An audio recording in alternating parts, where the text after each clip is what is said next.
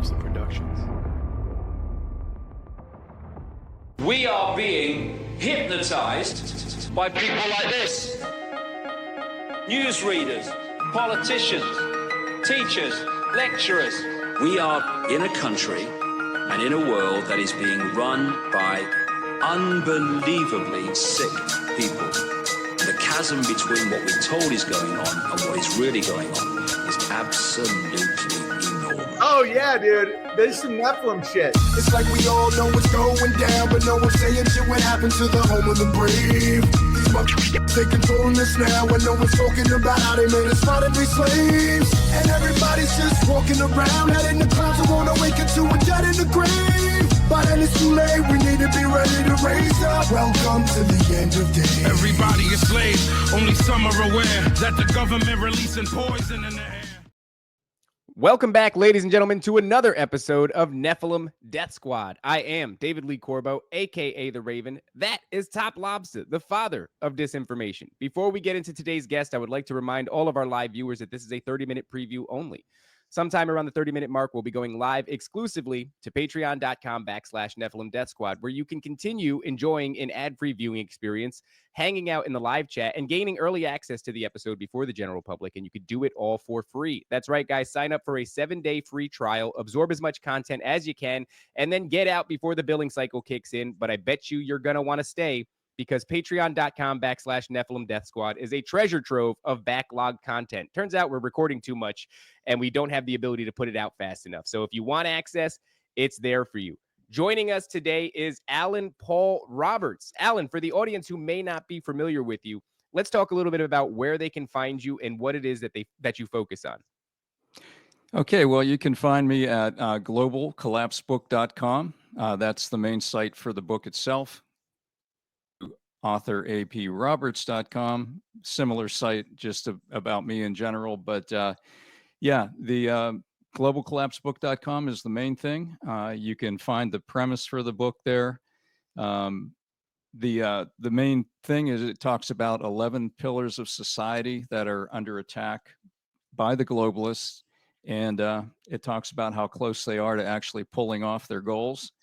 And so the book is really kind of like a call to action. It's a wake-up call and encourages readers to get up on what's going on and to push back and spread the word. You know, if enough people wake up, they're not going to succeed. So that's what it's all about. So, Allan, what got you started on this this sort of a topic? Because this isn't something that I don't think this is something that people really just jump in. This must have been boiling for quite a while before you decided to take some action. It was boiling, but I didn't expect the action to happen. But for a couple of years, really, for a lot of the prior 4 years in the administration, when I saw what was happening to our society, when I saw the unprotected border, the masses of people coming across, I was really troubled by that, because I knew. I mean, some people ignore things, and I'm not that kind of person. If I see something that doesn't make sense, I got to figure it out. And I couldn't figure it out other than to come to the conclusion that it was very deliberate. And the more I dug, the more that was confirmed that it really was deliberate. That we were actually, the U.S. was running camps in Central America, in Panama, the Darien Gap, to speed the flow of immigrants into this country. And I was listening to people like Mike Adams, the health ranger, and he had people on who were talking about this kind of stuff. And so just more and more concerned. I personally start my day with prayer, about a half hour or more of prayer every day. And I was praying for the country. And I got to tell you, sometimes to the point of being in tears, just thinking about what was going on with this country, the kind of like the arc of corruption. Just descending deeper and deeper into corruption is what I saw. The judges, the politics, things not making sense, the quality of school, what we saw in COVID, what they're teaching the kids, just the manipulation really got to me. And so what led to the book was one day in April, late April 2024, I woke up around 4 a.m. I think it was the last Saturday in April. woke up at 4 a.m. and I'm just laying there in bed before I got up, didn't have a nightmare, didn't have any dreams that I recall. And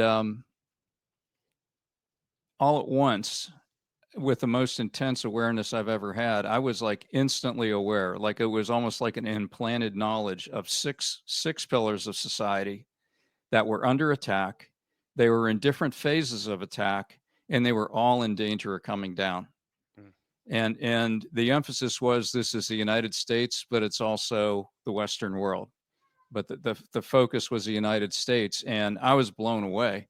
I got up, I went into the bathroom, pulled out some paper from the top drawer, and wrote those 6 down because I was like shocked.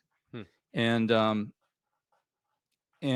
the crazy thing about it was that I not only had knowledge of 6, but I had instant knowledge of all 6 at the same time with no time delay between any of them. Like I could perceive all 6 with like a mental intensity that I've never had in my life. Like if you had 6 people talking to you at once and you could fully understand each one and not be distracted by the other 5, that's what it was like. It wasn't visual. It was just boom. I just knew it. It was like this intense knowing. And so I wrote them down because it's around 4 a.m. and I wanted to get back to sleep. It's Saturday. And laying there thinking about those 6. And then within about 2 minutes, 3 more came the exact same way, 3 more pillars. And I'm like, what is going on? Wrote them down. And now I'm going back to bed. Now I got 9 in my head and I'm trying to get back to sleep. And then 2 more. And I'm like, so I wrote them down, and because I do like prayer's part of my life, I felt like it had to be from God. I had no other way. I had no other explanation. Nothing like this ever happened to me. And so I figured it had to be God. And I said, and just in my head, I said, God, why are you showing me this? I mean, do you want me to write a book or something? And as soon as I said, do you want me to, I knew the thought, like, do you want me to write a book or something? I couldn't even finish the thought, and the title and the subtitle of the book was instantly there, like with no time delay. Wasn't one word after the other. It was just boom. I knew the title, the globalist plan to collapse everything to usher in a new world order. And I thought, well, that's a bold title. That's not subtle. So Allan, one of the things that I really enjoy about what you're doing here is, and we're going to get into this later on in the show, but a lot of people highlight these things that you're highlighting as well, but very few of us, and I say us, even like, on this show, it's not always that we have a solution to these things. And, so there's sort of a community of people who are, I don't know what to call them, because there's a lot of terminology that gets thrown around, and I find all of it to be reductive, but it's really people who are trying to share the truth as they see it. And within this community of people, these bell ringers, these alarm sounders, we don't always have a solution. And so I find it fascinating and honestly very helpful that part of what you've done here is you've laid out, as you've said, a call to action. How do you address these things? And what you were saying before, Allan, in particular about the southern border, is a fascinating time during the Biden administration, because if you couldn't see that was done by design, I really don't know what to do for those people. You had instances of the border being welded in an open position. There was a door that was opened and welded that way. And there was so much that these people were coming into our country, and if you interviewed them, which I saw a lot of sort of man on the street style conversations, where these people were saying, we were promised that there were jobs here, that there were houses for us, that there was a future for us. We were being told to come here, and then they come here and they find out that that's not the case. And I think for me, the final straw that broke the camel's back, there was a story, I don't remember the gentleman's name, but he had property on the southern border, and his house was broken into by an illegal migrant. And he and this intruder, and he was an elderly man, I think somewhere 70s or 80s. He's now in prison, if I'm not mistaken. Yeah, I think I remember that. Yeah. And that was a huge it was a demoralization when that happened, because it was showing you, like, the border is welded open, people are being funneled into the country, And as if that's not bad enough, if you're somebody who is immediately feeling the implications of that, and you try to defend your own property, your own home, your own life, well, then our government is going to throw you in prison. Well, they had And so, they had men with fake breasts showing them on the White House lawn. I mean, that's how brazen it was at one point, which is I found it hilarious. Like the absolute the brazenness of this enemy class that was just they're showing you like we are doing this, we're moving full forward, and as a matter of fact, look at this. yeah. And it's like where's no decorum, nothing like that. Mhm. But Yeah. Alan, I wanted to mention before we just like skip over this, I feel like it's important what you're saying here because you received a download Yeah. over in the middle of the night. Yeah. And so there's certain things when I get a download like that, I know that I can test the spirit. So often I'll ask straight up, like, what are you? What is this? And according to principles in the spiritual realm, they have to give you an answer. They cannot lie. But a lot of times, like in a church, when somebody will speak in tongues, they say that if it's not translated or if there isn't any kind of like a finality or understanding of what they're saying, then it often comes as it oftentimes might not be the truth. But if you're getting, here's the problem, here are the pillars, and here is the solution, go write this.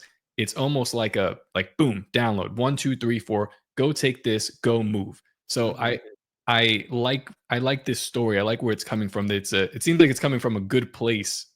I'm just I'm rambling, but I'm just thinking about this idea of this supernatural download because it seems like it's happening more and more in all aspects of America and really the world. It's happening to us constantly. Yes. Really? Yeah. See, I've heard of it, but I've never that was the one and only time I ever experienced it. But in thinking about it later, it's like I had an insight into like how God can know everything at one time because he let me know 6 things at one time when I'm only capable of knowing one thing at one time, and yeah, that was like, oh my gosh, just instant knowledge. But that was intense. Do you have And, any and ideas as to why 6 and then the next 3, 3 and then the next 2? Like, why not 11 at once?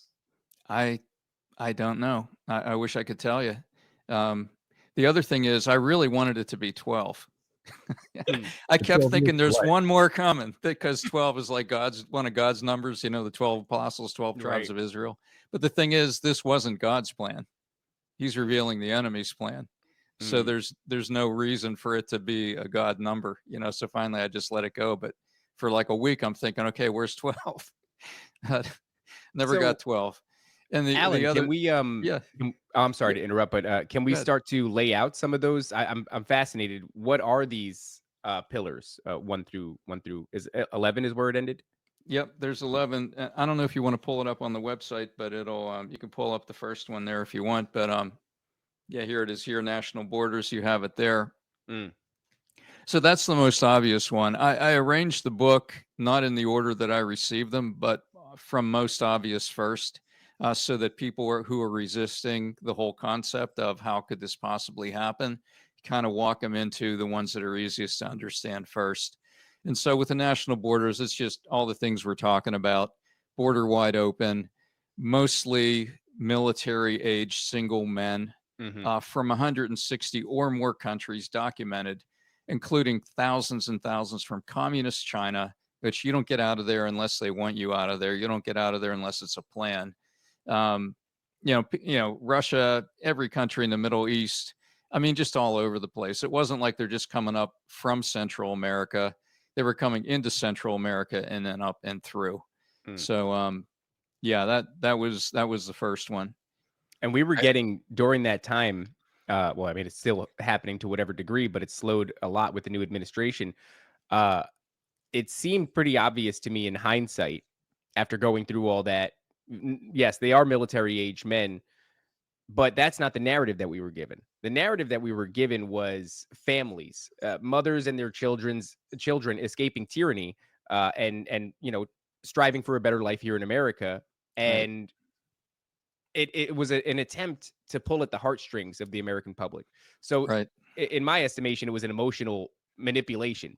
And It they was do that very absolutely. well. Of course, that pictures that AOC crying at the border Yeah, this wall. is our narrative. Yeah, Yeah, very yeah, interesting one. fantastic. And Yeah. so, and look, I know it's a lot more complicated than this, but it is worth mentioning that I think it is statistically true that the vast majority of media absorbers are women, and so they gear a lot of this emotional manipulation towards them, and then they go out and they make these decisions at the voting booth, and and so I think a lot of this was packaged in such a way as to manipulate us emotionally, and then they had this plan to do whatever. It's And welding open the doors and funneling in insurgents, and then before you know it, they're already here. And by the time you realize that that old narrative was bunk, it's too late. there's a Yeah, and they gave them cell phones. They gave them all cell phones, which means they had a way to communicate with them, and they yeah, given them money, and they had an app, right? There was an yes, app that was decommissioned by Donald Trump on the first day that basically chartered flights or transportation of these people in. So it was crazy, but the national border thing that the idea of them funneling through South America, so all the way from below Mexico Yeah. into Texas into that border, it's a twofold plan because I remember reading a bunch of articles that no one really paid attention to, and the UN was giving out kits, Mm. like Yeah. DNA kits to the young women that were traveling through because they were like, almost certainly this is going to happen to you. Yeah. So that alone is insane. But then you start to think about the human trafficking that definitely went on through there. This is a satanic plan, and there's so many victims, man. So many By the victims. way, as our economy is plummeting, the amount of money and resources allocated to these people that are basically given like a refugee status, and then they're put up in hotels in New York City, which, I don't know Yeah, if you've ever high stayed end, in a like hotel in New 4-star. York. Yeah, it's like it's very expensive. It's not. This is not. We're not talking about a Best Western. We're Right. talking about very expensive hotels in New York City, and that's all on the taxpayers' dime. So it's like from every different angle. The American public is getting screwed in a huge way when it comes to that. Yeah, and it's so hard to undo. I mean, despite all the best efforts of the current administration, I mean, they're sending them out in a trickle. They came in a flood. Mhm. They're they're obviously going to have to change tactics at some point if they're going to get anywhere near, the number out that they need to. Just Yeah. talking about the people of ill will. I mean, like, military age men without families, that's a huge red flag.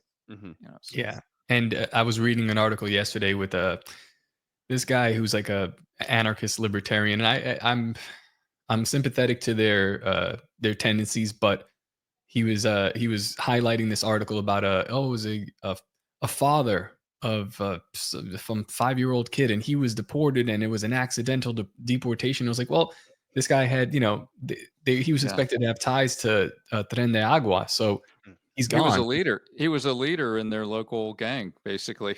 Yeah, You know? but Right. the sad part is, listen, there will be people that get swept up in this that might be innocent, but what are we supposed to do at this point? There's been a floodgate that's been open, and it's just been complete chaos. Now you need broad strokes to remove what was done. It's going to be messy. It never Yeah. should have been done in the first place, but here we are. Because I think otherwise, it is going to be. communist China Yeah, and the cartel have insurgents in our country now. absolutely. Yeah. I think it is going to be messy. And I think one of the first things to get messy is going to be the legal system. I think we're heading for a showdown with these judges who are asserting authority beyond their local district to try to make a nationwide injunction to thwart the will of the president who was elected by 77 million or more people. And one judge, like the Supreme Court, they have to have a majority. The appellate courts have to have a majority of judges agreeing on a decision. But here you have one judge, federal district judge, who can just negate the will of the president of the United States on demand. And there's something like 600 or 700 of them. So now you have to have a unanimous 600 or 700 judges who are willing to not do something for you to go forward. It's crazy. Alan, let me ask you something because man, maybe in November I had an argument. Are you familiar with Dave Smith? I don't think so. No, he's a big libertarian voice. He's got a really big podcast called Part of the Problem, and I was arguing with it. It was like an impromptu debate, I guess, with his co-host. He was my friend Robbie the Fire, and this was before Trump got in, before he was even elected. I think this was before Election Day. And I said, if he gets in, I think the move is to just take complete control. And this sounds like it sounds like a dictator, but I said if he gets in, where we're at in this stage of the game, the way the other team is playing, they're not playing by the rules. If they would have gotten control, it would have been game over. So in my opinion, now that you have control, you need to make it game over, but on your side. And it's messed up because you can get a lot of bad right-wing ideas in. You know, like you can definitely get a dictatorship, a right-wing dictatorship, but I don't really see another choice. Like we were headed down this path towards left-wing dictatorship or right-wing dictatorship. So here we are. You have the power. You need to seize it now and use it because these guys are playing for keeps. And this is Absolutely. Okay. So we're on the same page here. Yeah. 100% agree with you. Yeah, and I agree. I think you said that it's spiritual. I mean, I think from the top down, this is a spiritual attack on America with people who are willing accomplices, whether wittingly or unwittingly. You know what I mean? Some are all in on the spiritual level. Some are just pawns who are okay with evil. But yeah, I see it first and foremost as an attack, of evil upon the country.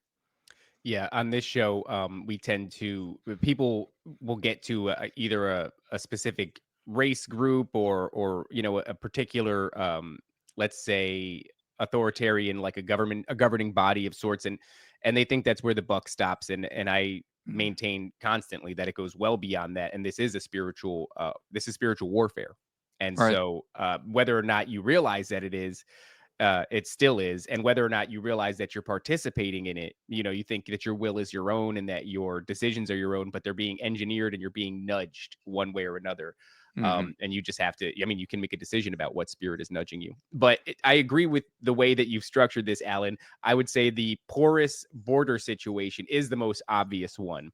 It's the easiest to see. And so in that spirit of ranking them from easiest to see and then when more you're complex.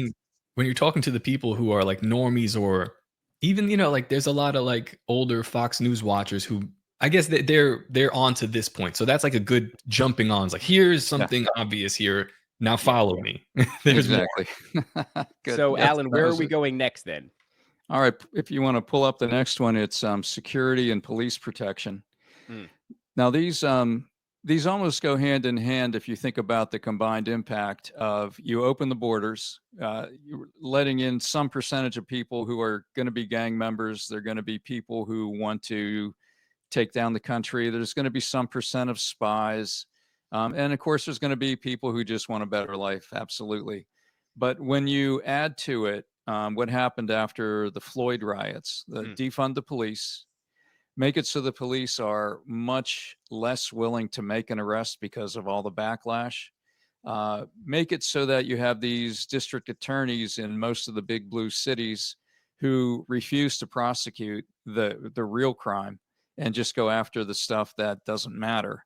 Let people steal up to $1,000 per event as often as they want to and do nothing. Let them out. People commit crimes, all kinds of crimes. They're out on the street. Remove bail. There's no bail anymore. You're just out and you get a court date.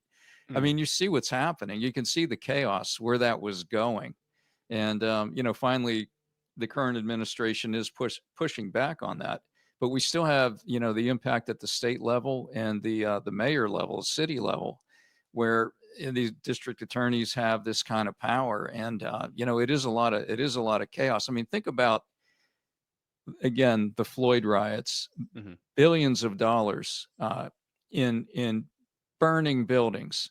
You probably saw I remember one video of this woman in black firebombing like a Wendy's restaurant. Just like throwing the stuff right through, and they never get caught. And if they do get caught, they're back out on the street. Right. But you can have a bunch of people around the Capitol who don't even go in, who are waving flags saying we suspect there's something wrong with this election, and they're thrown into jail for 4 years without a trial. Without a trial of their peers. What's the the Bill of Rights, the right to a fair and speedy trial of your peers. They Mhm. got none of that for essentially doing nothing but showing up. Right. There's a great example of that would have been when, we're experiencing those Floyd riots and the Black Lives Matter movement during the lockdowns. And we were told explicitly that we could engage in protest on behalf of Black Lives Matter, but we simply could not engage in protests that had anything to do with the lockdowns. There we go. There's our buddy Adam. Adam. And yeah, he was in there for a while. And so, Yes. what ends up happening then in hindsight is you find that Black Lives Matter, yeah, they firebombed their own cities, they destroyed the places where they live, and the vast majority of the funding goes to the top, where they end up buying mansions with it. So the people who are organizing and orchestrating Black Lives Matter, they're taking all of the funding that they're getting, all the donations, and they're buying mansions with it. And then you find out that one of the higher ups explicitly said, this woman says that she engages in spellcraft. She's Jeez. engaging in spellcraft. And So this is witchcraft, somebody who yeah. is openly Wiccan, openly a witch. Yeah. And this person is heading the protest that's destroying the cities, and everything's on fire, but the media is telling you that it's okay to protest alongside them. It's Well, the spell fascinating. that they're casting is it's a genius one, right? Because like we mix up magic and psychology, or magic and science a lot. But what they did was they said, here's what you can do. You can during COVID, don't go by anybody, but if it's a protest, that's fine. And if it's a violent one, even better. But what you can't do is this. And then they had people in the January 6th, the riots, and they brought the hammer of the law down on these people. Some of them, I think, are still in jail, although most of them have been pardoned. So psychologically, what they've done to the American people was tell you what you will accept and what you'll do. So lay down and take this as we move forward. But now the dynamic has changed, so we'll see where it's going. By the way, those people pardoned after like 4 years. Yeah, after 4 years. Yeah. So yeah, this thing I'm calling security and police protection. Security in the very broad sense. You're not secure from the law. From the law being used against you, as well as you have less police protection that you can count on because there's less police and they're afraid to do their job in many cases. Actually, it made me almost like a not a leftist, but like how they're like they hate the police. I hated the police. I was in New York. I drove down to Florida to check out the house that I wanted to buy during the George Floyd riots. So I actually saw like Washington D.C. from the highway. I saw smoke coming from there. I saw Fayetteville, South Carolina. I saw all these places completely tore down. And where I was from, I also saw the police stand down, take a knee. Right. But then they would go and they'd bust barbershops during COVID and then brag about it. And I'm like, gym owners, right? Yeah. It's a psychological trick that they've used, because I know what the police are supposed to do and I know what they want to do because I know them personally. But what they're told to do and what they've listened to, man, it's really hard to reconcile that and be like, do we even need you guys? And where I saw the same thing? San Francisco, the last LGBTQ parade, the Pride Parade, and there were adult men engaging in sexual acts in the streets, in public. And somebody goes up to a cluster of police officers who are all sat together, and they say something to the effect of, why aren't you addressing this? And they say, I forget what it is, but the sentiment was, that's not what we're told to do. We're not told to deal with them. And if we do try to deal with them, the backlash that would come our way would be tremendous. They're following orders, and I get it, but it's like, it's such, we're dealing with such a huge government that it's like, so I want this one cop, this one guy to like go take it into his own hands. I get it too, but it's frustrating, right? Yeah, super frustrating. And that's the idea, to demoralize you, not only to make you vulnerable, but to demoralize you. So you start to give up, That's another one of those, Allan, that I would say appropriately placed, because it is incredibly obvious for anybody who's paying attention. Although what has become clear over these past, I don't know, maybe the past decade or more, is that you can exist in this sort of homogenized echo chamber where you actually don't believe that that's reality. So you may hear it peripherally, people complaining about that sort of thing.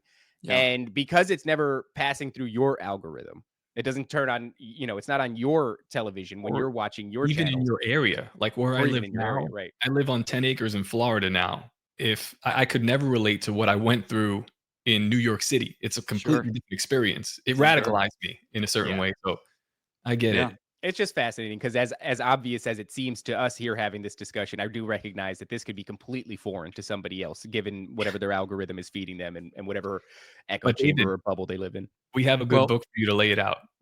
Yes, luckily we do. We do. But before we get to this third pillar, Alan, I regret to inform all of the live viewers that we are now at that 30-minute mark. And so we will be going live exclusively to patreon.com/Nephilim Death Squad. But don't worry, guys. You can continue enjoying this show, this conversation, engaging in the live chat, and also enjoying an ad-free viewing experience. And you can do it for free for 7 days. So head on over to patreon.com/Nephilim Death Squad. Sign up for your 7-day free trial.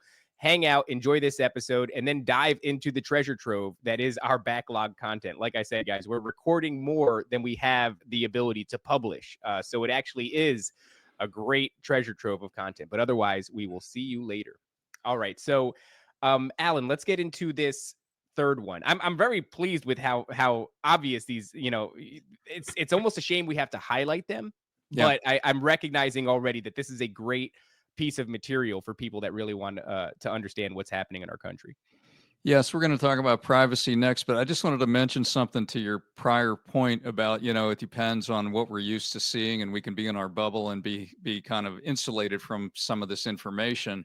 Mm-hmm. Well, the book uses QR codes throughout. There's 170 QR codes. 100 of them are videos. So as I'm taking you through these points, I'm constantly giving you the opportunity to scan a QR code with your cell phone and go see a quick video, 30-second, minute, 2-minute video. Some of them are actually entire documentaries, but most of them are short, to prove it to yourself that it's just not me. Go hear the people say this in their own words in many cases, to prove it. And so that kind of opens people's minds. I got to tell you, Alan, It's a genius idea, right? It is. Like, I'm thinking of like you're talking about these so security and police protection, and then here's a QR code to the black CNN reporter that's saying, fiery but mostly peaceful protest. It's like, yeah, exactly. Yeah, exactly. Yeah.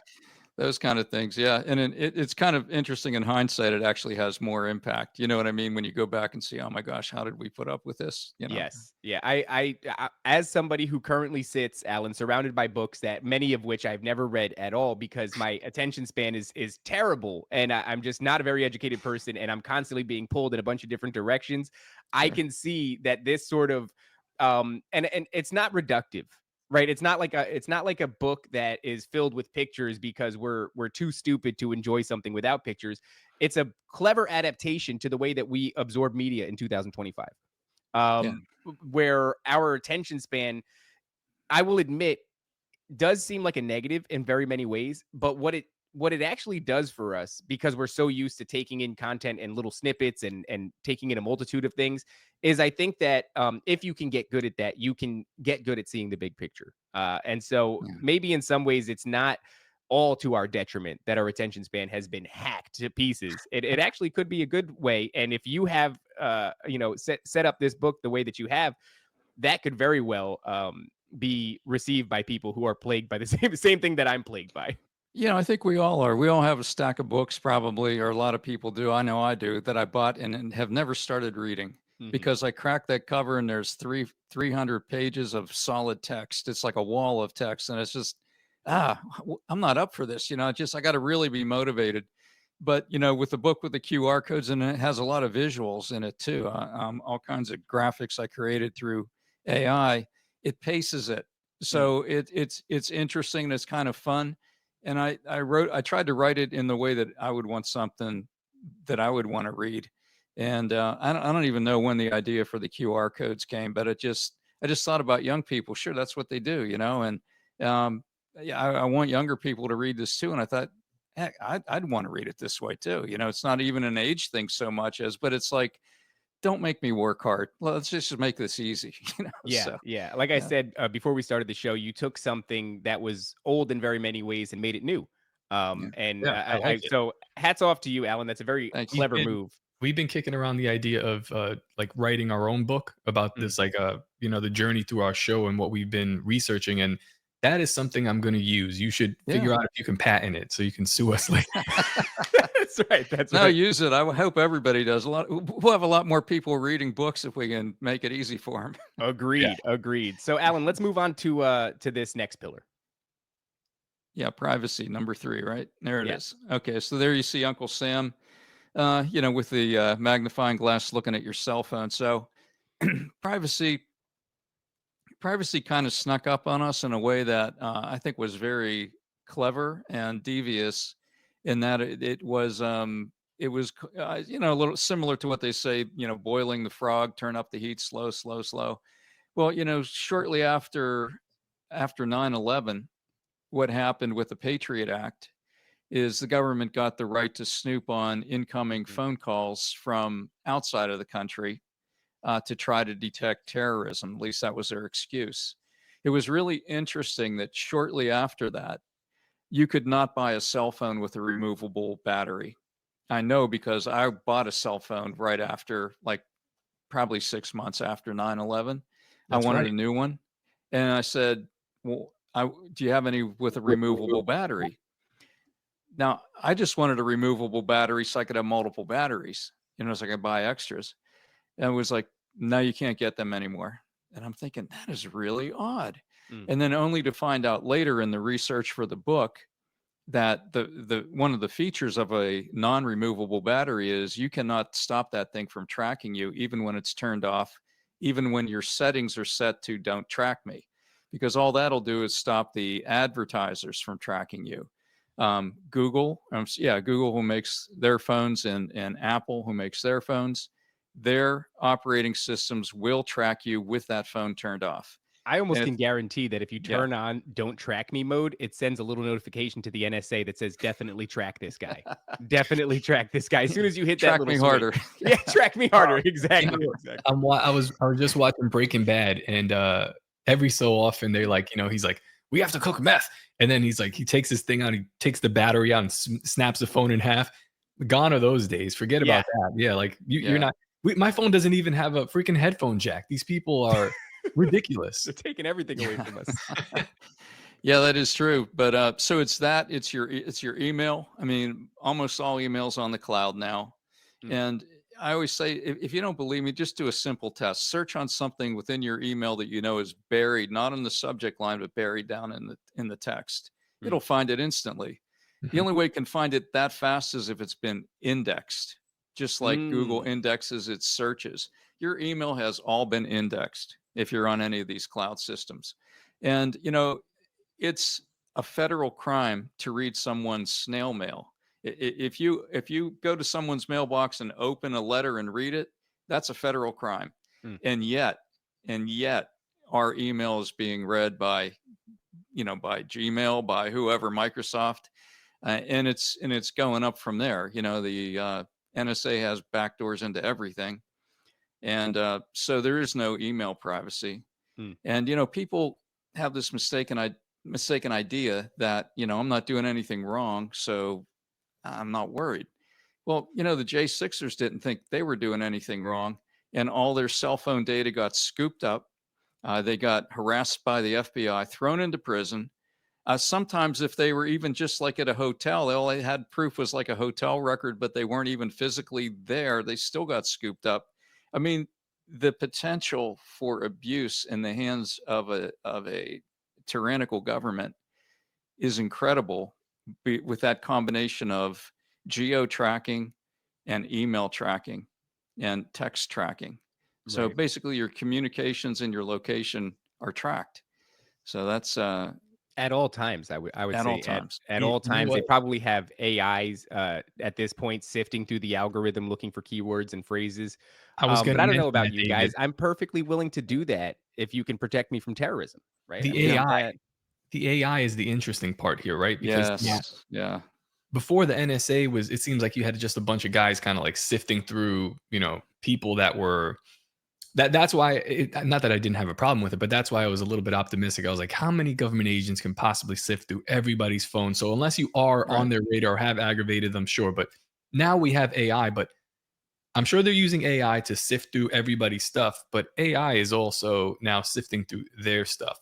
This is Right. quickly becoming like a counter operation to the NSA. And, I mean, Trump is funding AI to like $500 billion, and Yeah. it's going to get really, I think it's going to get pretty messy. I don't know if it's going to go the way that Trump suspects. And oof, we're headed towards something really weird. So We're you might already at this write another point book. too.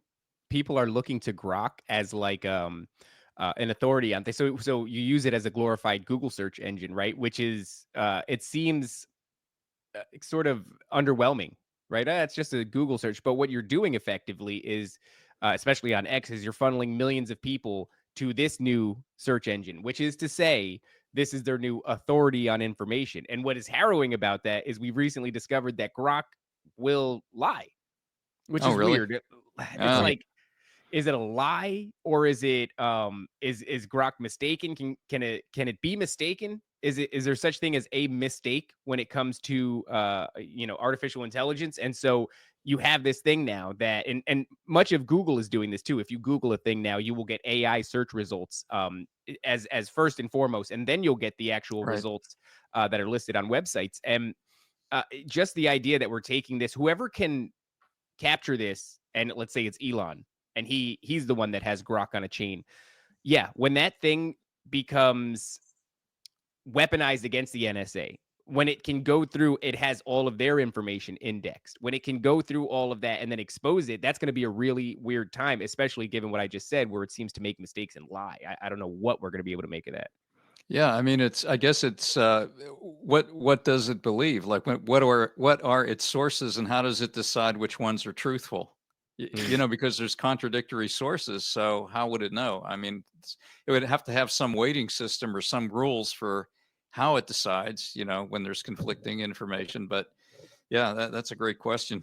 This is going to be the dynamic. Sam Altman with ChatGPT, it won't give you certain prompts. If I wanted to do something, it's like I can't do that. It's against my guidelines. But Grok will.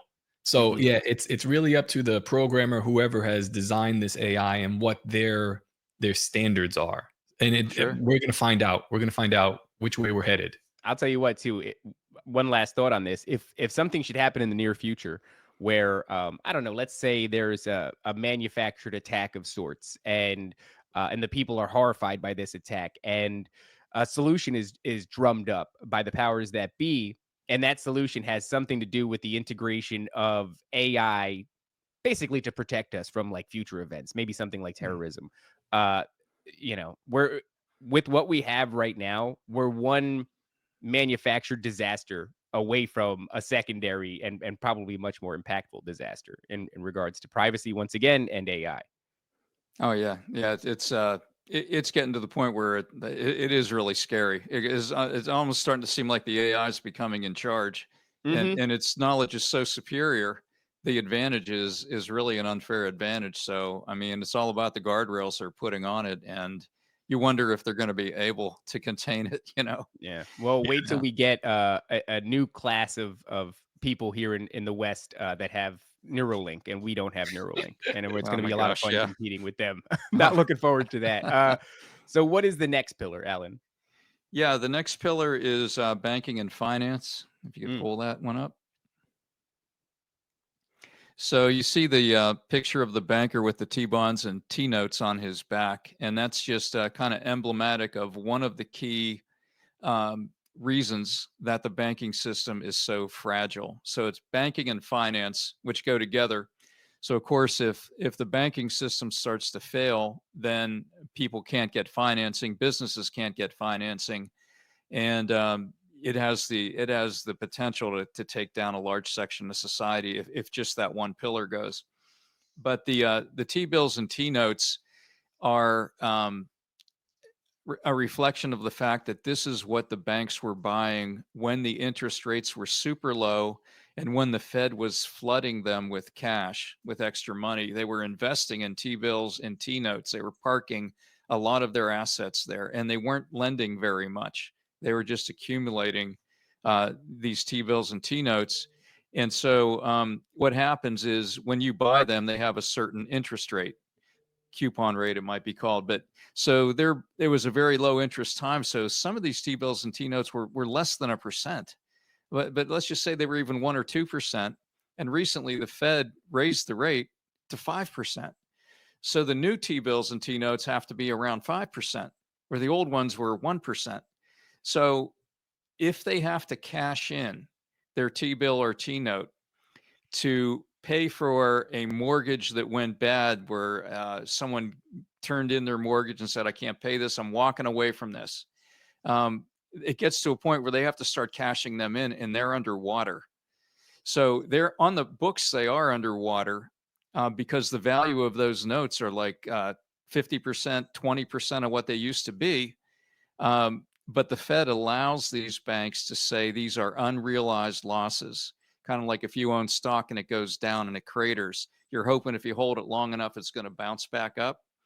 They don't value them at the current value. They value them at what they paid for them, at what the value was then, and they let them keep them on the books that way. But they're actually very fragile. So kind of like in A Wonderful Life, where George the banker, there's a run on the bank and people want their money. I can't give you your money. I don't have that much money. It's in this guy's mortgages and this guy's business, How much do you need? Give me $40. So they have a certain amount of liquidity, but not nearly what people think.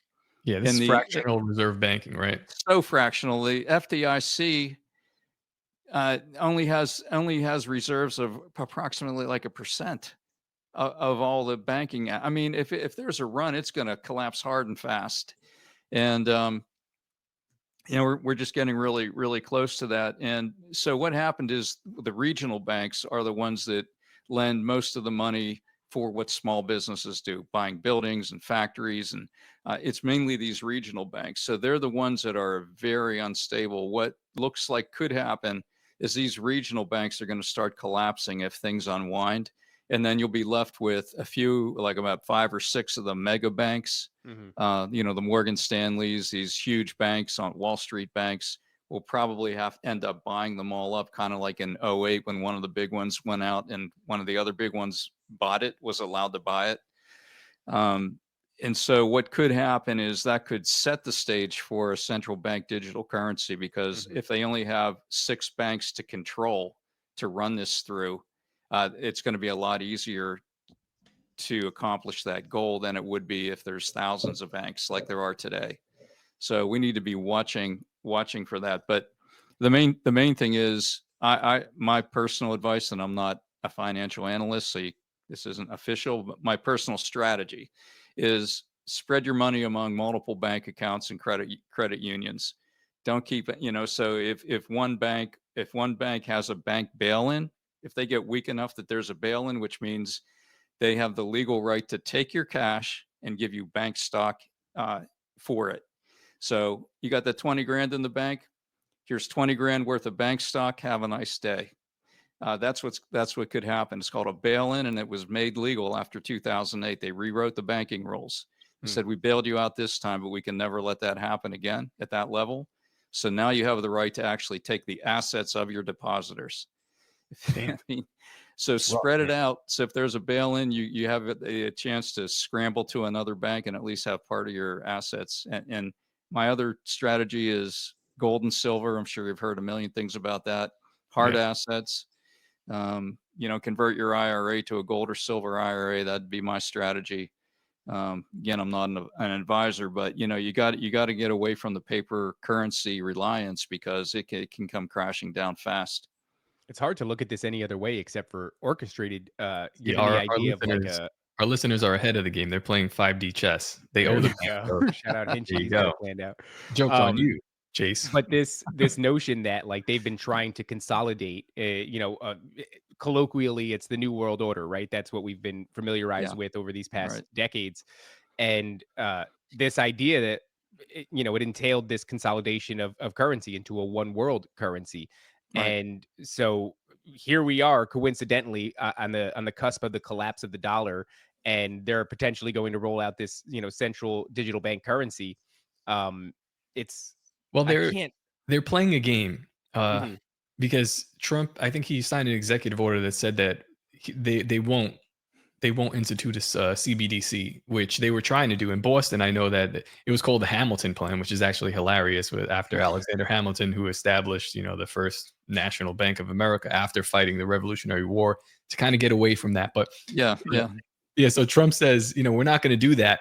Then he buys a bunch of Bitcoin, and there's also like weird rumblings about XRP. I know that they were being investigated by the SEC, and then that investigation just stops, and now they're back on the market. So something is going on, and it appears to me that I think it appears to anyone who's paying attention, the dollar is dead. It's been dead for a long time, and we need to make a transition over to something else. The question is, what will that be? And it's got to be some form of digital currency.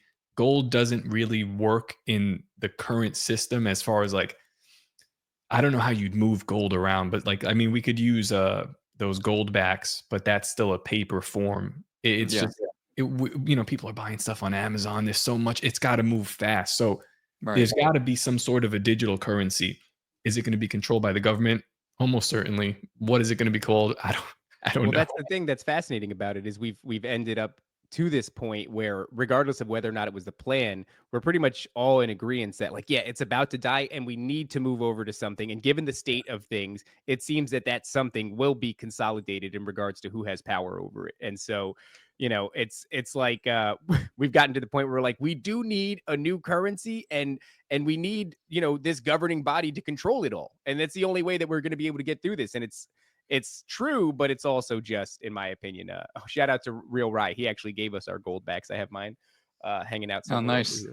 Yeah. So I don't know. It's just funny how those things work to their advantage, right? It's like, for a long time, we resist this idea of a consolidated one world government, one world currency, all this stuff. And then all of a sudden, here we are in 2025. You look around and you go, we kind of need to get off the dollar. And it looks like everything is set up for a consolidation of power when it comes to who's going to control this currency. But I don't really see another direction to go in. Yeah, I mean, I think to me the biggest problem with the dollar is it's controlled by the Federal Reserve, which isn't even owned by the government.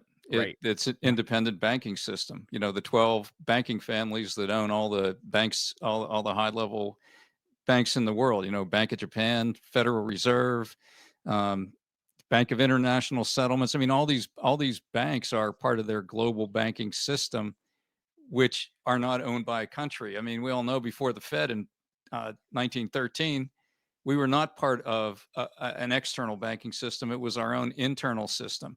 I mean, the Constitution talks about establishing a currency, and it says how to do it. We're not supposed to be controlled by independent bankers from Europe and other parts of the world that they get to call it the Federal Reserve, to make it sound good. But to me, that's the biggest problem, is who's really in control of it.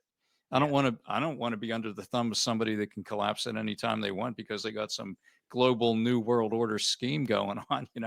I'd rather have our own government be in charge of it. Well, it depends on what kind of government, and we're detailing what we were. Yeah, exactly. So someone's going to control the money, and we have to decide who. Jesus. Let's move to the next pillar of our failing government. All right. Number 5, right? Education. Yeah. So education, that's actually how education used to be, right?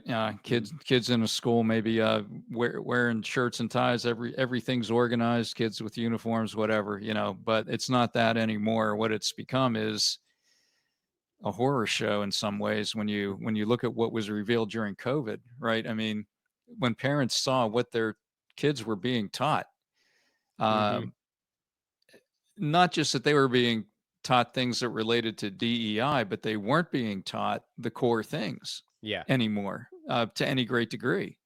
And I know this varies school district by school district. It's not like a one size fits all completely, but I mean, the federal government has an enormous amount of sway in determining curriculum. And, what it's become is basically an agenda to dumb down our kids. In the book, there's a video. Well, before I get to that, let me see.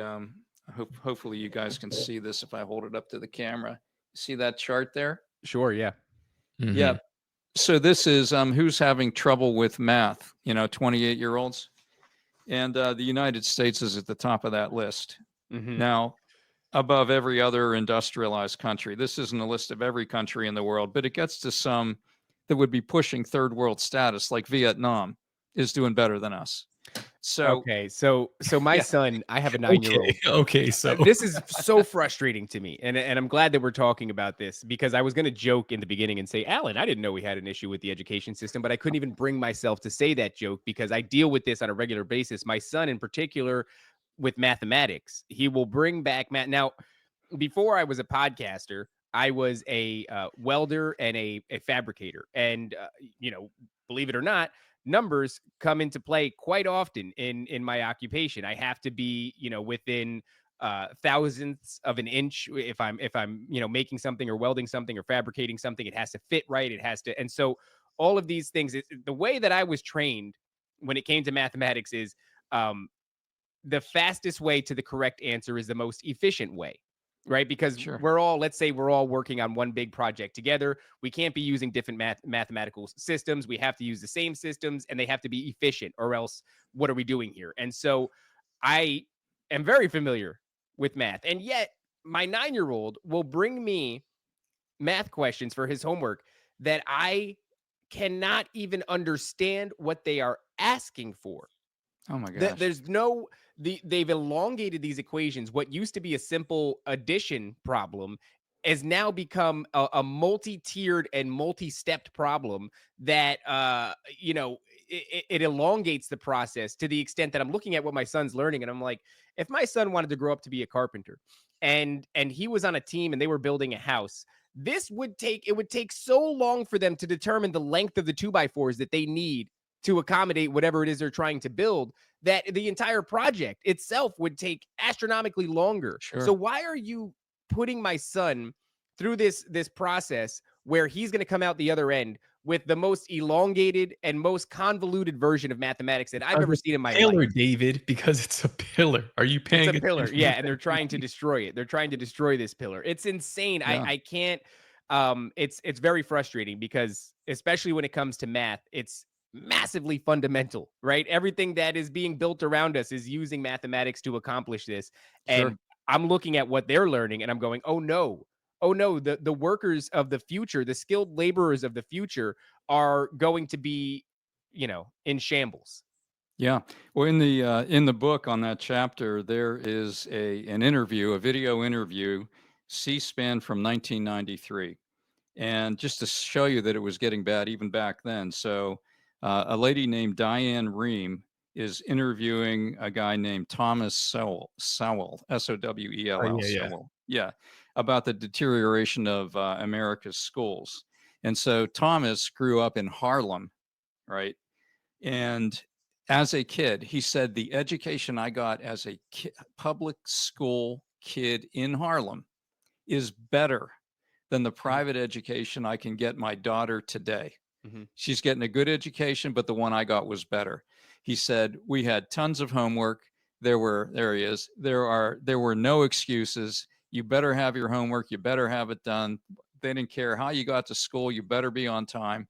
And they worked us hard, and they took us through all the basics: reading, writing, math, science, civics, all these core things. We learned them well, and so here we are, all these trillions of dollars later, and we've got a watered down education system that isn't doing justice, and the rest of the world's jumping ahead of us.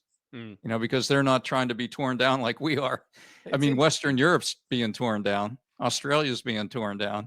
America in the West, basically, I heard one person say it's where Christendom grew up. Mm. Those are the countries that are under the fiercest attack. Yeah. Because the goal is to get people off of that value system and off of that core belief system. And because when you have those values, you can go far, you resist tyranny, you move toward what's better and better for society rather than what tears down society. So these are the countries that are under attack. This the situation with my son and his homework has gotten to the extent that I've had to write on the homework things like, what are you asking? what are you asking here? Because I'm an adult man whose previous career choice was immersed in mathematics. I cannot decipher this 9-year-old's homework. And when I sent that back to the teacher, she said, "Oh, I'm sorry. There was like 5 to 6 typos in that." And I'm like, I don't even understand. And then when you look at her, she is, she's where, and I guess maybe I don't know if this is egregious, but I look at it as very unserious. And that is, she dresses in constant like Harry Potter garb. You know what I mean? She's an adult woman Yeah. who has the spirit of an adolescence. And just like gone are the days of a respectable teacher who was clearly an adult, who was there to impart some knowledge on these children who, and that knowledge was predictable. None of this is predictable. You don't know what they're going to teach. You don't know what they're going to say. You don't know what ideology they're going to impart on them. You don't even know if they identify as an adult. It's like, why are you wearing so many bright colors is like question number one when I go in there. And I get it's like they're in elementary school, but at some point somebody took like the aesthetic of like the Magic School Bus and decided to embody it 100% here in waking life. And then, well, I haven't read your book. I haven't read your book, Allan, but does the education chapter include the capture of our higher education? Because what David is talking about now, I think, is a symptom of that. The colleges have been captured by leftist ideology, or at least progressive ideology, for the past 60 years. They've done a slow march through our institutions. So now now what we're going to get from these people is it's what we should expect. Yeah, because they're going into the education system. They're going and teaching children what they've been taught. And it's been captured by leftist Marxist ideology. And so that's what your children are learning now. Yeah, it doesn't specifically talk about the colleges per se, but it does talk about the impact of DEI throughout education, which is kind of what you're getting to, that kind of like Marxist influence. That it's all about division, class warfare, trying to, you get an advantage if you're a certain skin color or certain beliefs, and the straight white guy gets blocked at every turn. As far as opportunity goes, it's like a reverse. It's a removal from who is the best qualified to who ticks off the right boxes in some social credit score type of thing. Yeah. Right. Yeah. This is why we homeschool. This is why I homeschool, and it's quite difficult. So after this podcast episode, I will go and have to homeschool my kids and then do another show after this. So thank you. There you go. Modern education system. You've really helped me perform my giving duty. you another job you didn't really want, right? Yeah. Yeah. All right. So what's the next pillar, Allan? The next one, number 6, is energy. And you can see the example of coal there in particular, because coal is symbolic of cheap, affordable, and actually clean energy these days with the way we do it in the U.S. with the coal scrubbers. But there's been an effort to move us away from reliable forms of storable energy, gas, coal, even like wood and pellet stoves and things like that. A move away from storable energy to electricity, but electricity not powered by coal plants, electricity powered by solar and wind. And so there's these artificial incentives within the government to give you a tax break if you go solar or if you do wind, which makes it seem to the consumer like, wow, this is cheap energy, when in fact the true total cost to society of that energy is much higher, and it's far less reliable, and it's not storable, meaning they can turn it off just by throwing a switch and it's off. So even the push toward electric cars, to the point where they're trying in California to say you can't buy a gasoline powered car after a certain date. And what Biden was trying to do, pushing the country toward that too, is really a plan to push you to a system where they can limit your ability to travel, limit your freedom through limiting your ability to travel, and also to be able to turn down your thermostat, to be able to control the level of heat in your home. And I mean, they're doing this in Europe. Europe has been really damaged in terms of their energy supply. So that's really what that chapter is all about, is that push toward getting us away from these reliable forms of energy. And one of the big arguments they use is this, carbon argument, as if carbon's bad. I mean, carbon, CO2 is what the plants breathe in. Like we breathe oxygen, they breathe CO2, but they try to make it that carbon dioxide is harmful to the point where Bill Gates himself bought 70 million acres of forest land, and his goal is to chop down the trees and bury them because he's saying the trees are harmful to the environment. God, it's such an ass backwards. You know, what's really my favorite part about that is we're talking about the dangers of carbon and the effects on our climate and things like that. And it's all scare tactics, right? It's to Hegelian dialectic, right? You create a problem where it doesn't exist, and then when people are sufficiently filled with fear because of the problem, then you offer the solution, and the solution is go green, or we're going to tax people, carbon taxes. But nobody talks really, or people do talk about it, certainly not enough. The dangers to the climate, one thing. The cobalt mines in like Africa where it's like how are we getting everything that we need for these lithium ion batteries? Well, don't worry about it. It's kind of like slave labor. It's kind of like I got a bunch of people in these really dangerous mines, like women and children and old people, all kinds of things, and people die in them all the time, but it's not really a big deal.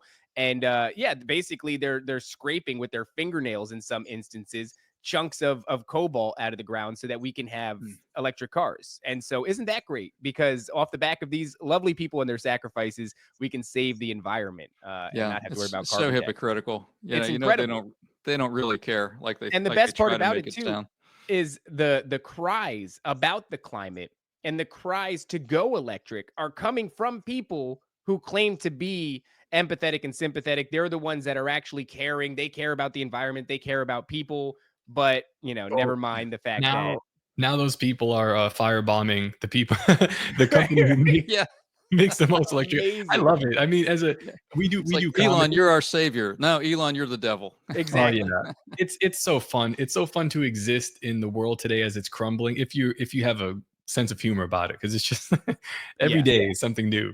Gallows humor. There's an article in that chapter about Al Gore. Remember his Inconvenient Truth? He called it. His movie. And there's an article that goes into all of his predictions 10 years later and what happened and how they're all false. Correct. It was all a fear tactic, but it just really blows it away. It's worth reading. I mean, it's an entertaining read. They keep doing that to us. It's like for the longest time, we were supposed to be worrying about rising sea levels to the extent that the coastline was going to be dramatically different, unrecognizable if you held it up in comparison to, like, say, the 70s or 80s. And then, of course, that line just kept getting pushed further and further back. It's like any day now, Greta Thunberg comes out. How dare you? Any day now. The Obamas buy beachfront property or whatever, any day now. And it's just like everybody else is making their moves, enjoying their thing, buying their mansions in what the hell is the name of that area? Martha's Vineyard. Yes. That was supposed to be underwater. And so why are you investing in real estate there? This is going and putting your home right on the beach, like right up to it. You're really worried, aren't you? The next pillar, right? Environment, which is related. Absolutely. Yeah, it's actually something very interesting, because we started this episode off talking about this download that you received about these pillars, about these issues that are plaguing America.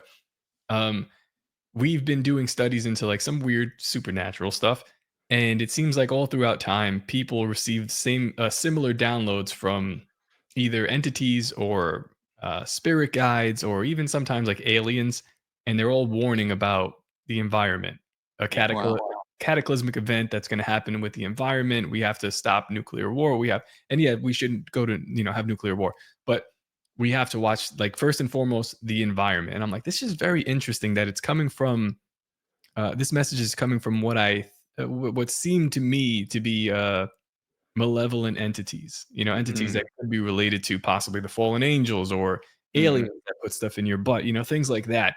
Yeah. So these aren't entities that are warning about the NSA and security. These aren't entities that are warning about the police force being co-opted, and these are entities specifically warning about some coming climate disaster. And I just find that fascinating, because I don't believe that is the case. But I guess many people do, and many people. So there's downloads of different varieties, right? You believe that yours came from God, and if you look at the fruit that it bears, it's like, oh yeah, these are really important topics that are undoubtedly happening around us, right? And then Sure. the other side is I got my downloads from the aliens, and the aliens are telling me there's a climate issue on the Yeah, way. they're telling me the same Okay. thing Greta Thunberg just told me. I'm like, that's Exactly. insane. What kind of aliens are these? Mhm. Yeah, I think Mike Adams calls her Greta Thunderpants. Every time I hear her name, I got to hear that. Where is she now? I knew she was sailing off into the sunset. I believe she was going to spend all of her days on a boat because the days were numbered and we were all going to die soon. And then Yeah, she kind of crazy. sailed off into the sunset. Hopefully she's They doing put well, her but they put her back in the vat and she's just like floating suspended. until the next time they need to shame us with a child. Yeah. Yeah. Right. Looking forward to it. So can you pull up the graphic for collapse number 7, the environment? Oh yes, here we go. Number 7. That's one. There you go, right there. Environment. So you see the Volkswagen Beetle. They used to call that the bug Mhm. back in the day, and you see the bug has bugs on it. So it was just this was like an intuitive thing. So before I did the chapter, because these things came to me as points, but I didn't have the details. So the book was an effort of researching these points. So this was an evolution for me as well. So that Volkswagen Beetle with all the bugs on the windshield, I created that graphic before I started researching the chapter because in my head, I wanted to know why is it that when I was a kid and I traveled across town with my parents in the car in the summertime in Pennsylvania, there would be so many bugs on that windshield. But by the time we got home, you almost had to spit and wash it. And they were not only on the windshield, they're on the headlights, they're on the grill. I mean, it was hard to keep your car clean in the summertime when I was a kid. And so why is it that today I can drive a couple hours to the beach and I will have less bugs than when I drove 20 minutes across town? When I was in college, which was a long time ago, my friend and I rode from Pennsylvania to Florida on our motorcycles. And I can't tell you how many times I was pummeled with bugs, even though I had a windshield, man. I got blasted right in the forehead one day. This big honking bug. I mean, bugs were an issue. They're messing up your car, your motorcycle, whatever it was, but not so much anymore. And I wanted to know why, because to me, that was unexplainable. That's not normal. Right. So anyway, so what I found going through the book, I came across in my research. You guys might have heard of this. There's an organization called Geoengineering Watch, and their website is geoengineeringwatch.org. And I came across their research, and they have about a 90-minute, I think it is, documentary called The Dimming. And what they were able to do was they took a National Oceanic and Atmospheric Administration, a NOAA research plane. Yeah, they took their research plane up into the clouds, into these, and they, with the NOAA instruments, were able to, get air samples of what was in these, and they found toxic amounts of barium, strontium, aluminum, and other plastics, basically, and other chemicals as well. And they get into the research throughout that website there, and it turns out that there are tens of millions of tons of this being dumped into the atmosphere all over the world, not just the U.S., but all over the world. And that in particular, the aluminum, which is at the nanoparticulate level, so it gets through the blood-brain barrier of not just people, but insects, that the aluminum was causing dementia in the bees. And the bees are, a certain percentage of these bees are not able to do their job properly. So that's part of what's killing the bee population and the insect population in general. It's not just what farmers are spraying on their fields. It's falling from the sky, and it's raining down on us constantly. So that was really significant. This is not an alien problem. It's a man-made intentional problem that they are spraying this all over the world. constantly. That's fascinating because I remember decades ago, there was an attempt to sort of like take soil samples and determine whether or not there was some sort of toxic, material being dropped from these chemtrails. And they found staggering amounts of aluminum, but the response to that was sort of dismissive. It was like in any soil sample, you're going to find traces of aluminum and things like that. And mostly people accepted that to be the case. Yeah, it is commonly found, but obviously there's a level where it's like this is disproportionate. This isn't a naturally occurring phenomenon, and I I mean that's insane, especially when it comes to the and how dismissive people are of that notion. We really are fascinating in that way, where you can spray things Yeah. definitively above our heads, and we could all sit there and look at it and then note how it sort of spreads out and hangs in the atmosphere and stays there for hours and hours.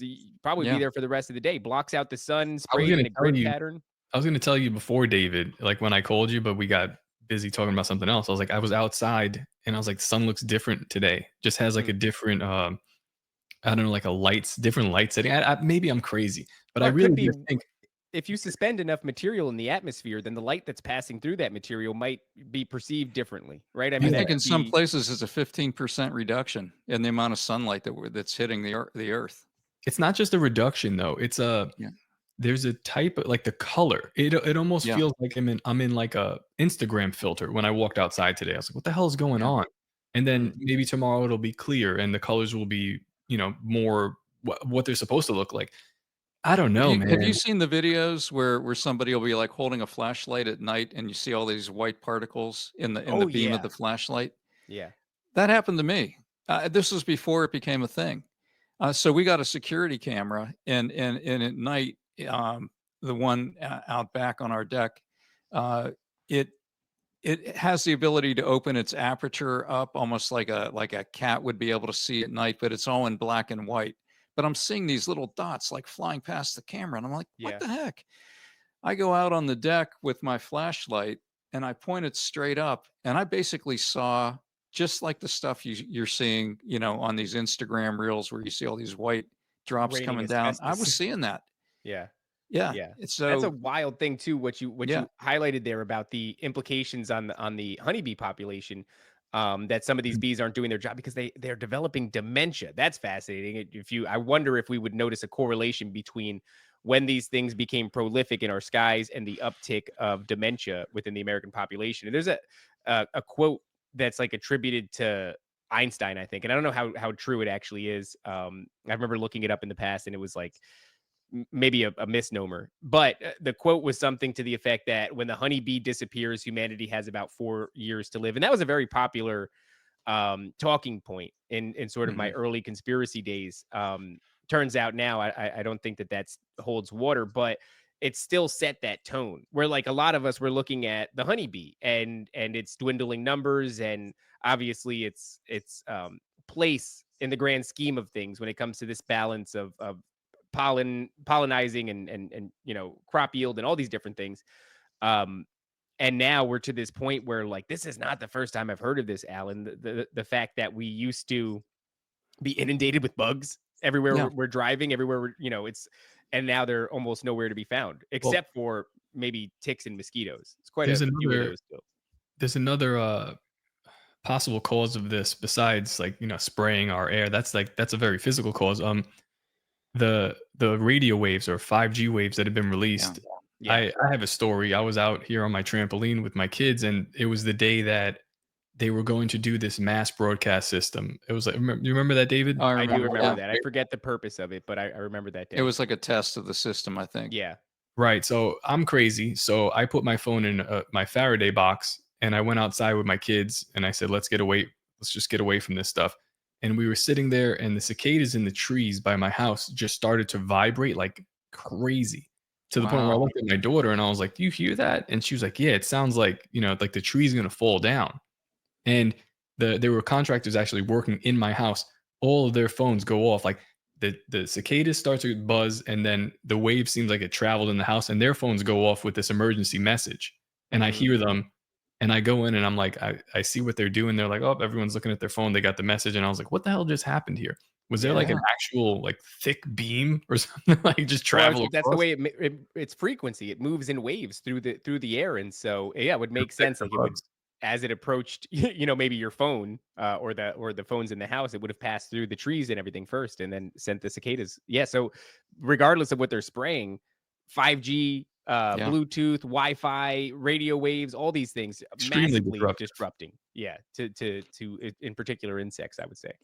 Yeah, so yeah, the book's approach to the environment is basically the air quality and the soil quality, and the water to an extent, but it makes the point that that what they test for is not the things that are harming us. They're not testing for these nanoparticulates, and that's the problem. So we have cleaner water than we used to in terms of pollution from factories.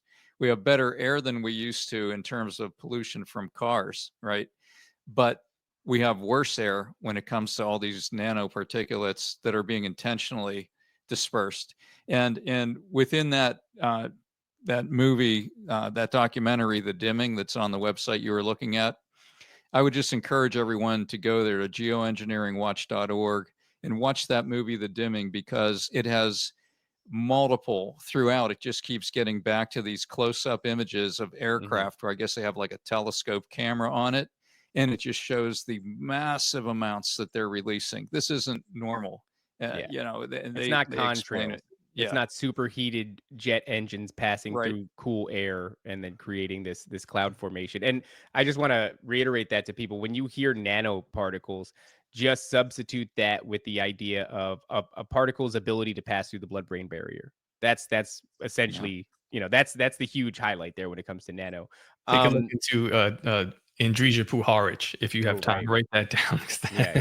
That's important in this subject as well. But yeah, let's hit this next subject because we have time for a couple more of them. Okay. But we got to leave something on the meat for the readers. Or something. All right. So if you want to pull up the next one, it's medical system. Go. Oh boy. Number 8. There it is. And yeah, so that's a picture from, let's say, the 60s or 70s when doctors were still making house calls. I don't know if your parents ever talked about that when doctors used to make house calls. I doubt you guys are old enough to remember doctors making house calls, but they did, and I remember it. And it's emblematic of the system we have now, because now when you go into the doctor, you're in and out in roughly 15 minutes, prescription in hand, cashing it out on your way out to get it filled, right? Isn't that pretty much how it tends to work? Yep. So, but back then, doctors made house calls, but back then, actually, in the early 1900s, there was a switch from the medical system that we had, where there were multiple medical licensing organizations, to one where we have only the AMA. And we had multiple forms of medical practice that were common, really common, that today are harder to find, like naturopathic medicine.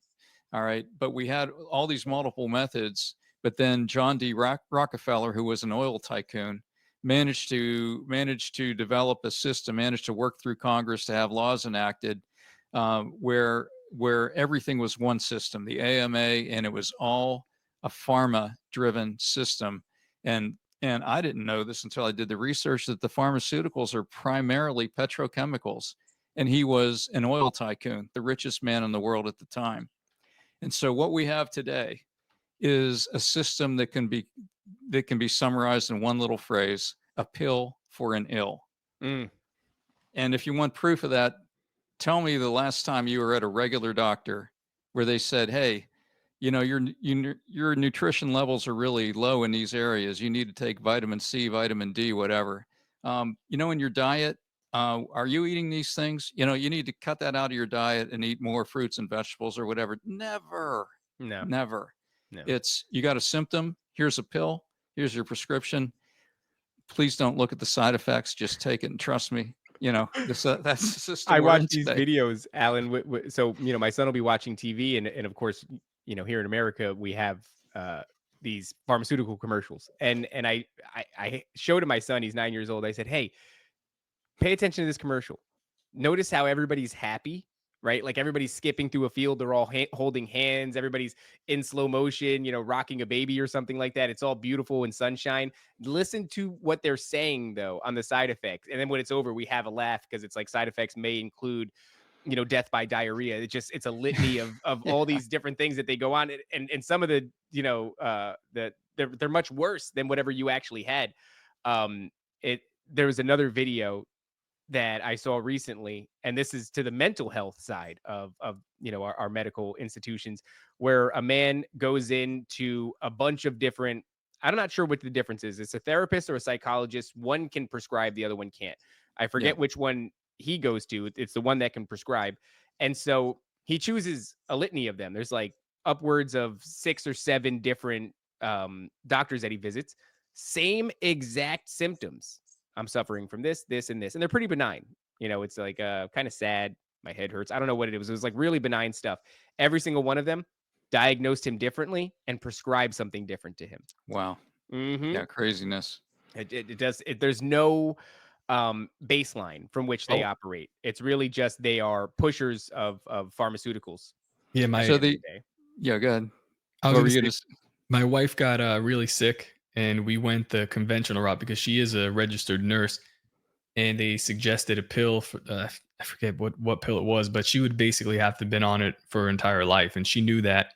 So before she did that, we went and we saw some alternative doctors who suggested supplements and dietary changes, which the food supply is going to be a big deal here as well, because it pertains to this medical system that's failed us as well. I think that's our next pillar. Are we ready to touch on this one? Well, yeah, I mean, we're in the medical system right now, but you wanted to go to food? Did you want to jump to food? Yeah.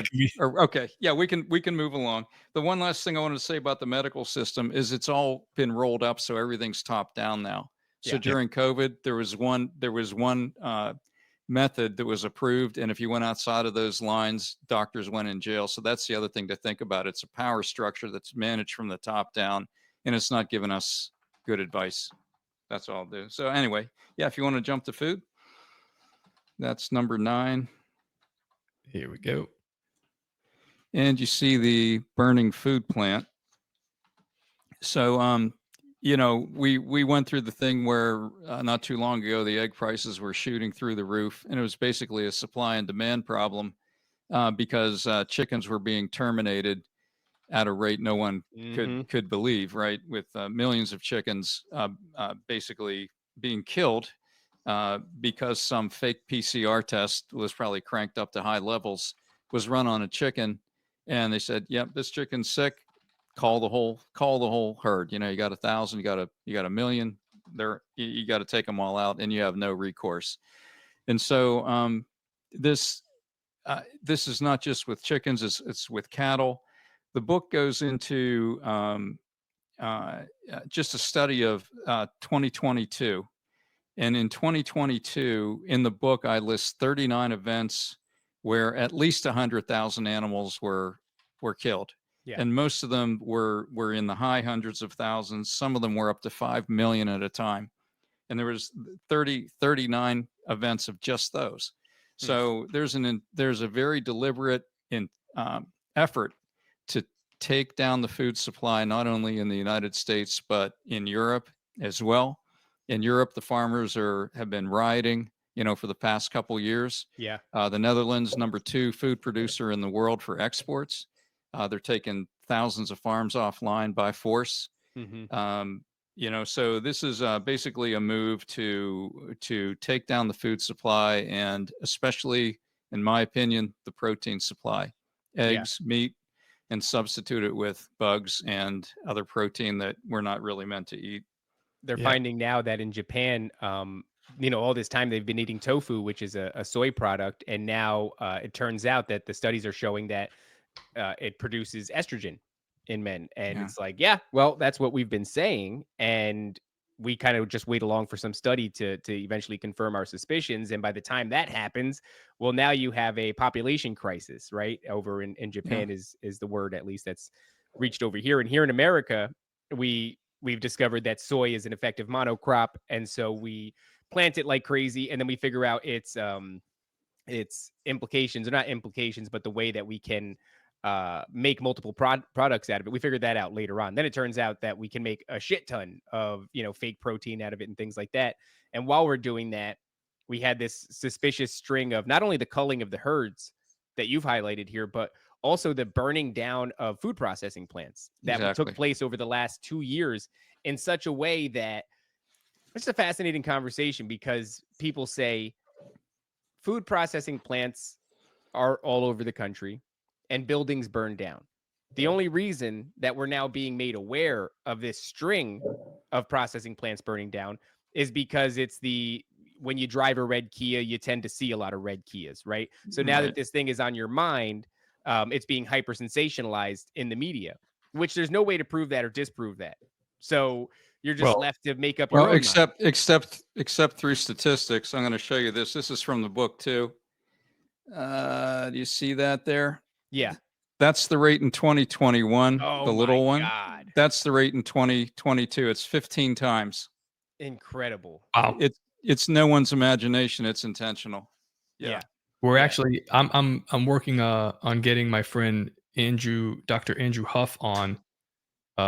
He was the whistleblower from the Eco Health Alliance with Peter Dasa. He worked under him, and he actually whistleblew for the being dangerous. And now he's on to this, who destroyed all the food facilities. Apparently he's trying to get the attention of Kash Patel and Pam Bondi and these people. So he has some information. So I'm reaching out to him, trying to set something up, because there is something here that it's definitely been going on. We gotta find out what the hell these people are doing. It's wild. Yeah, Tucker Carlson, before he got exited from Fox News, was doing research on this, and the show was basically, or at least the segment was, what the heck is going on with all these food plants catching fire? Mm-hmm. And he said during the week that we started the investigation, 2 different planes crashed into 2 different plants and caught them on fire, like small private planes did a dive bomb as if it was Pearl Harbor onto 2 different food plants. He said, what in the world is going on? So, I mean, it's freaky.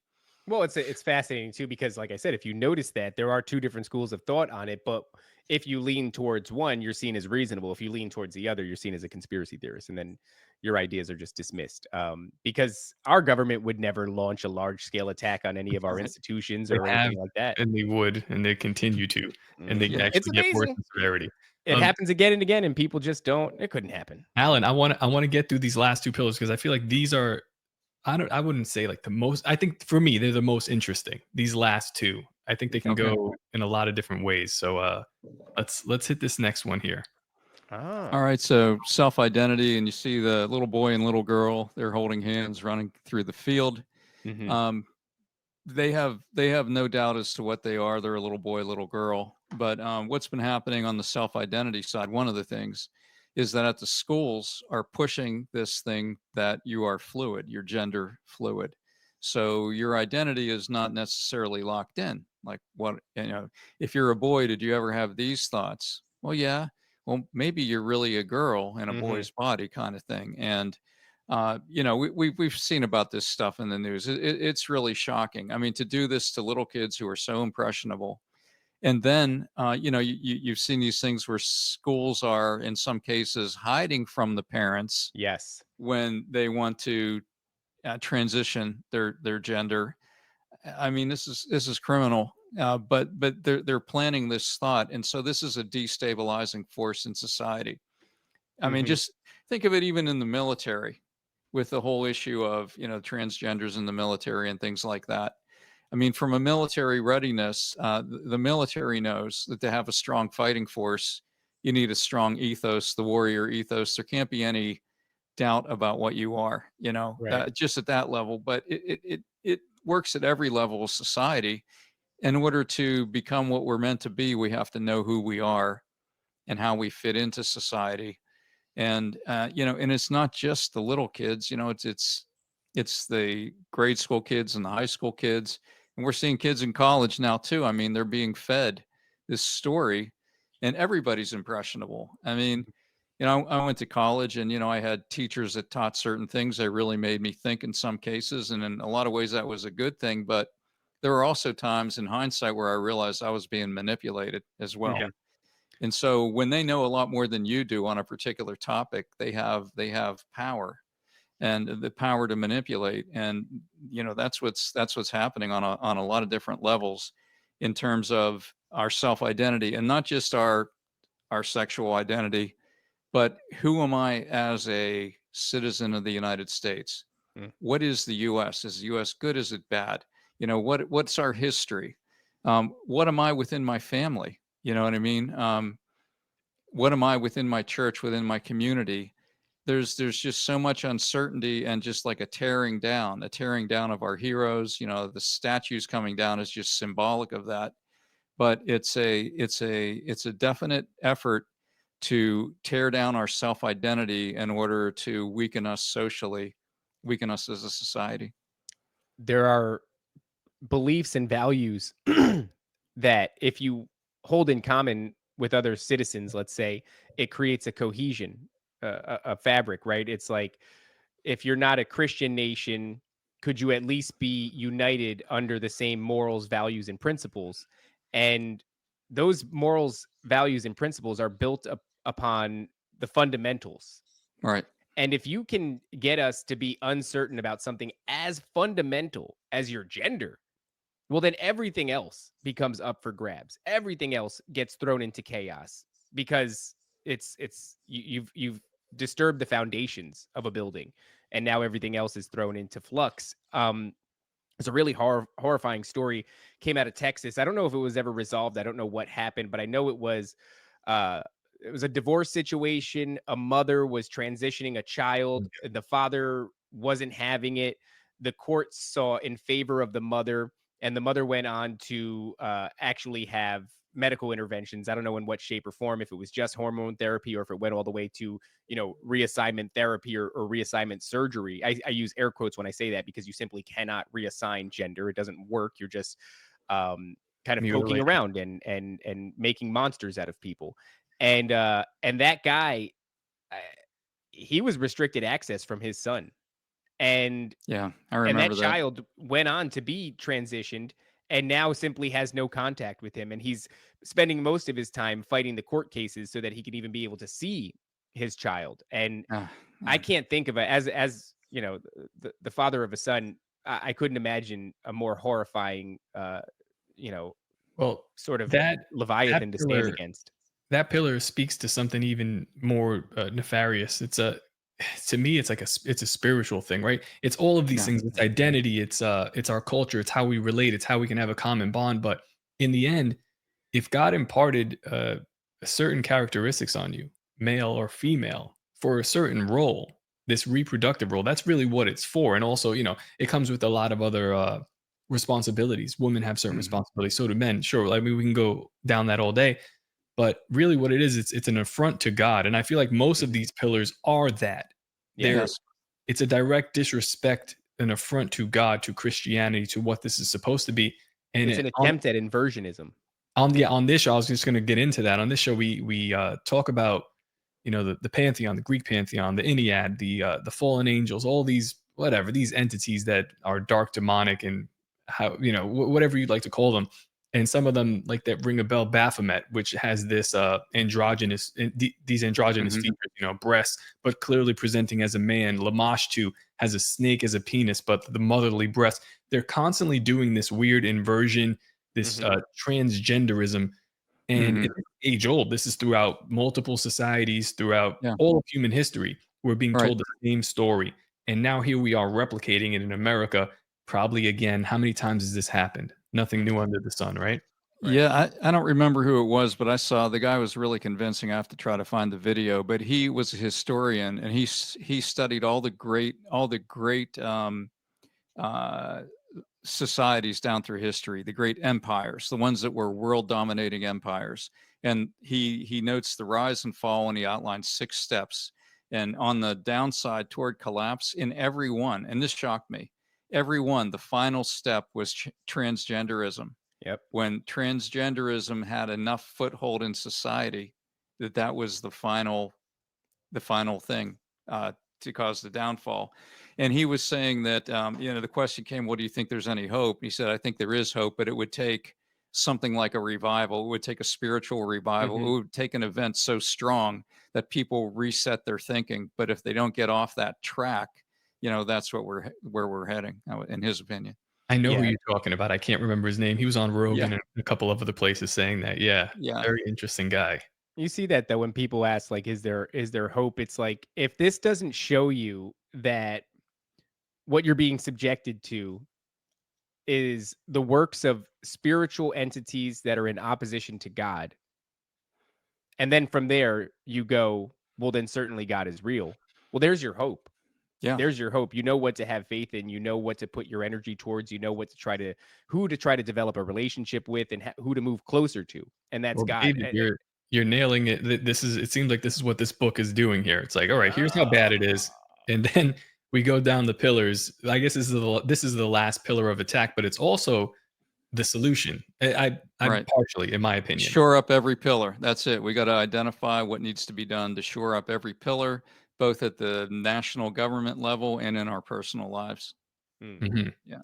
Yeah. So, like, you want to move on to the final pillar? Yeah, let's here? go on to the next one. The last one is faith. You want to pull There up you that go. picture? There it is. Little boy Hmm. by his bed. And so just real quick, I mean, it's obvious that faith has been under attack for a long time. If we just think about it, if we go back to prayer removed from the schools Mhm. decades ago, if we look at the 10 Commandments removed from the schools and from the walls of the courtrooms, they used to be there in almost every courtroom. I mean, this is the foundation of society. This is the foundation of really what's behind America and Western society in general, behind our laws, everything. It all comes back to faith, the 10 Commandments.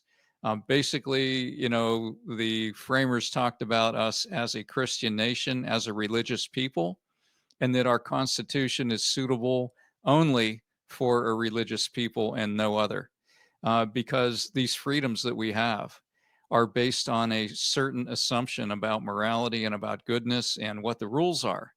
And if people are going to decide that this faith, these religious beliefs are nothing but a human idea, that they're not rooted in something that we're accountable to, then we are vulnerable to collapse. Then we are vulnerable to violence, a breakdown in law and order, a breakdown in everything, chaos, followed by tyranny.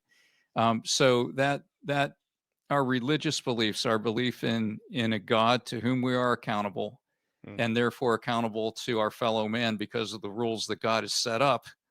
You could call it the 10 Commandments, call it the whole Bible, call it whatever you want, but this sense of responsibility and a duty toward God and accountability is really the core. And to the extent that we truly believe that, we become unconquerable, right? So that's why the tyrants go after religion so hard. That's why throughout history, they throw the pastors in jail, they kill the pastors, the Christians have to go underground. Because if you can silence those who are certain of their beliefs, you're silencing the resistance, and then everyone else rolls over. So this is the most important pillar. We have to know who we are, believe who we are, stand up for our beliefs, spread the word, and look evil squarely in the eye and not back down. That's what we have to do. And I think we're seeing that played out to a degree with the Trump administration. I mean, nobody in my lifetime who I've been able to follow closely, and I didn't follow Nelson Mandela, but this is the principle. You stand up for your beliefs, you take the heat. I mean, tried to kill him 2 times, every form of lawfare. I mean, the whole weight of the government against him, the FBI, I mean, everything against him, the legal system. And yet he keeps moving forward without hesitation. To me, that attitude is the model, but it needs to be based on our faith and on our deep down beliefs. But that is unconquerable, and that is really the final and the to me the most important pillar. I would agree with that. Man. That's like, I like to separate though, because I like looking at Trump and what he's doing. That sort of personality that like he's going to move forward. He has these ideas and he's going to do that. I love that. But the religious part, I don't want to like put that on Trump or even the government. And a lot of people Mhm. seem to do that. I feel like that's a trap, like because now you're kind of attributing this idea of whatever God and Christianity is supposed to be to Donald Trump, and he's a No, man, he's a yeah, guy, right, he's flawed. exactly. We have He to can be fooled understand just like anyone else can be. He can do the Mhm. wrong thing even for the right reason. For But sure. yeah, Yeah, like we have to understand uh what and who God is. This is what our show is really about. We do a lot of joking. I mean we cover all kinds of crazy subjects, but like in the end of the day, when we speak to the guy like Ed Mabry episode, I think you watched, we try to figure out the personality of God, because if you can understand that, then you can't be fooled by the counterfeit. yeah, So a big issue also with Christianity or like just modern religion is like it's been co-opted, it's been changed, it's been perverted. We've given it a name. It looks corny because we've allowed people to tell us what it is. Mhm. yeah. But I didn't start really learning what it is, and I went to church my whole life, but I just started learning a couple of years ago, because you have to understand who God is and his personality to really know what you're dealing with. Otherwise, we're flying blind here. I find Yeah, myself like agree. on this show, we talk quite a bit about where we are in biblical timeline. Like, are we at the book of Revelation? And I try not to be like a black pillar or doom and gloomer, but there are just a lot of telltale signs. It feels like there's prophecy being fulfilled around us. That being said, I do also recognize that through some lenses, it might not seem this way, but through the one that I'm looking through, or at least my own experience, it feels like there is a resurgence. Um, and particularly among younger people, I think millennials right now are kind of falling back into, and I think even the other generations like Gen Z and such. So I do feel like we're at the cusp of a resurgence, and I do agree it is what we need. I don't know what form that's going to take. Is this Christian nationalism? I could see could be a bit of a problem just because of our own government, right? I mean, it's always going to be a problem, but I do also see desperately that the antidote to what ails us are these principles, morals, and values that are bestowed upon you by Christianity that come by way of God's commandments. This is the antidote. This is how we fix these things. Yeah, you It's read this. you Go ahead. sorry, Dave. You read the No, sorry. Bible, you read the story of God, who he is, who his son is, you understand his personality, and then once you understand that fully, then we can look at the government and whoever's in charge there and judge them accurately and tell them like you're not doing the right thing, because the government's a reflection on the people. It's going to give you Yeah, exactly what you are. When Biden was president, I looked at America, I said this is exactly what America deserves. This is Yeah. exactly what America is. It's a incontinent man crapping in his diapers, parading around the White House lawn with fake boobs. That's what America is. If you want a better government, you've got to figure out who you are and what you want, and then say it directly. And then Yeah. I think things will change. So there's some hope for that, I believe. Yeah. I think too. I think people's eyes are awakening. I think we're approaching a tipping point on so many levels. Mhm. Just the pushback against wokeness, I would have never believed it could have come this fast. The corporations backing away from it, um, and just how fed up people are with the stories they've been fed for so long. Mhm. There is really, it's kind of like a breakout is happening, and I think actually it's a great time to be alive. But it feels like we're being pushed. The circumstances are pushing us to make a choice of which side are we going to be on in terms of are we gonna live for ourselves? Are we going to live for those who manipulate people? Or are we going to live for God and be responsible toward each other? Mhm. It just feels like we're being pushed toward that Well, dichotomy, that split where we have to pick one or the other. it's refreshing. I'm only 34 years old, but I most of my life has been spent watching the decline of morality and principles here in America, to the extent that I now am thirsty for that. It's funny because growing up, everybody was in rebellion to that. Your favorite Yeah. comedian would get on stage and bash Christianity for a half an hour set to the sound of a round of applause. And I would find myself as a teenager not fully agreeing, but like not certainly not being upset by those sentiments. And Right. then one day I realized that as we've been in decline, we've also been just bashing Christianity the entire time, and now it seems to be the antidote in very many ways. But Allan, we're now coming up on the 2-hour mark, and I think it's an appropriate place to land it. But before we do all of that, number one, I'd like to thank you for your time, not just on this show, but creating this. I like when people bring a tool to our audience. You know, here is what's happening, but here is how we can find our way out. It's not a black pilling episode, that's for certain, Right. especially given that last bit of conversation that we had there. So one more time, Allan, where can people find these resources? Where can they find your work? Where can they find your book? Yeah, the best place to go is just globalcollapsebook.com. I see it there scrolling on the bottom there, globalcollapsebook.com. You can link to it'll take you to Amazon and Barnes and Noble if you want to purchase it there.